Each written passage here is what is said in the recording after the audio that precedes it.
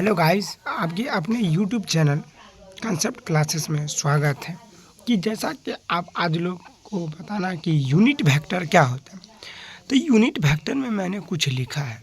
Unit vector में मैंने क्या लिखा, तो बोला है यूनिट वेक्टर कि a vector whose magnitude is one is known as unit vector. कि जिस वेक्टर का मैग्नीट्यूड अगर वन हो तो यह यूनिट वेक्टर के नाम से जाना जाता है।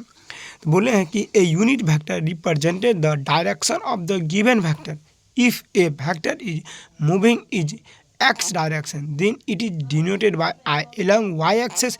जे को डिनोटेड करते वाई एक्सेस से, और जब जेड एक्सेस में हो तो के से डिनोटेड करते हैं। A unit vector is calculated by the relation. X axes जो होता है वह आई होता है, वाई एक्सेस जे होता है, और के एक्सेस जो होता है वह जेड होता है, यानी एन बराबर लेमडा। अब देखो यूनिट वेक्टर को रिप्रेजेंट करते हैं ए के पावर एक कैप बोलते हैं। तो मैग्नीट्यूड यूनिट वेक्टर का हमेशा याद रखना कि यूनिट वेक्टर का जो मैग्नीट्यूड होता है वो हमेशा वन होता है। तो बोलेंगे यूनिट वेक्टर निकालने के लिए फॉर्मूला आता है, जो वेक्टर दिया उस वेक्टर के लिख देंगे और उसके मैग्नीट्यूड से भागा दे देंगे तो क्या हो जाएगा, यूनिट वेक्टर हो जाएगा।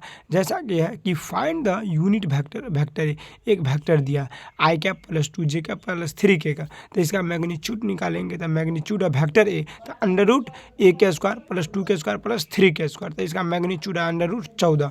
तो यूनिट वेक्टर निकालने का फॉर्मूला क्या है, तो हम जैसा कि जानते हैं यूनिट वेक्टर का जो फॉर्मूला होता है vector A upon magnitude of the vector के। तो वेक्टर ए कितना आई कैप प्लस जे कैप प्लस 3 के कैप अब बट्टा में मैग्नीट्यूड का रूट 14। तो इसको सेपरेट कर देंगे तो 1/√14 आई कैप प्लस 2/√14 जे कैप प्लस 3/√14 के कैप। ये क्या है, यूनिट वेक्टर है।